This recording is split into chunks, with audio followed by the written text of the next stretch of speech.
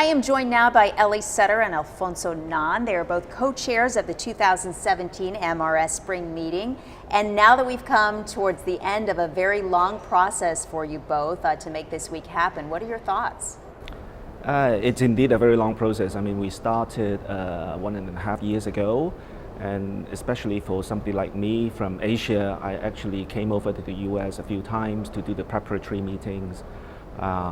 But I think all the efforts, major part of those are due to the symposium organizers. I mean, they are the ones who have done all the hard work. And also the MRS staff have been very professional and helpful. For me, it looks like things run by themselves. Well, Eli, what about you? What are some of the highlights of the week so far for you?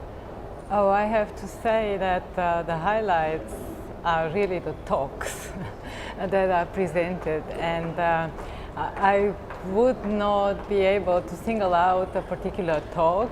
I would say that talks on all levels are really fantastic.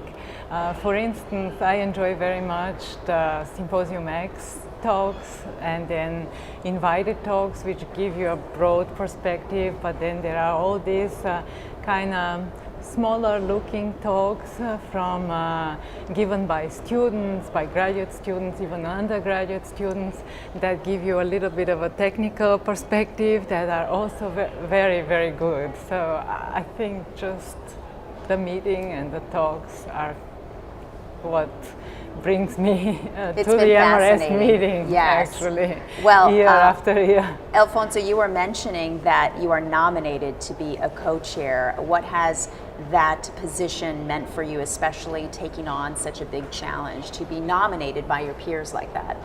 I really had no idea why I was nominated, but I just got an email, and to me, well, it's an honor, I think, because it's something like you only do it once for your whole life. So I took on the challenge, and for me, I mean, MRS has always been a very important conference in my heart, because I started coming to MRS since 1991 when I was a PhD student in the UK. It was the first international conference I went to. So yeah, it's an honor. So what would be your advice for future co-chairs? I would say don't worry about the workload, because as I said, the MRS people are very professional. They actually guided us along the way. And I think an important thing to do would be to try to own the meeting. So of course, people would propose their own symposia, but if us meeting chairs see any areas that are coming forward and maybe not yet well represented, we actually went to solicit them. Interesting. And what about you, Eli? Would you say that your thoughts are probably similar to Alfonso's? Yeah, I fully agree.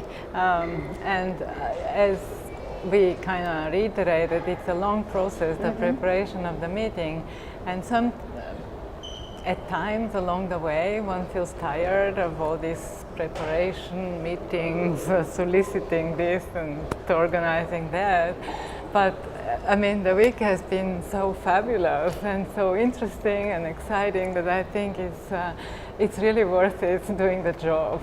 Well, I asked Eli just a moment ago what some highlights were for her. Alfonso, what about you? Any talks that stand out in your mind as being particularly groundbreaking or interesting for you? The talks are great, and of course I like the Symposium X talks. There have been 2 of them already, and I enjoy both of them. And also the plenary, the talk given by Professor Joseph D. Simon. He's been working on an area which could change our life in the future. I mean, he's developing something which is could be groundbreaking for additive manufacturing.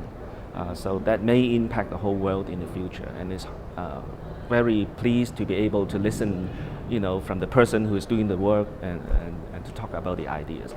And also picking the posters. I mean, we are responsible for the poster prizes. Picking the poster winners is also something, of course, very hard to do because the quality is very high. You had a lot to choose from. Yeah, that's right, that's right. But we managed to do it at the end. Yeah. Well, congratulations to both of you. Thank you so much for all your hard work. Eli Sutter and Alfonso Ngan, we appreciate it. Thank you. Thank you.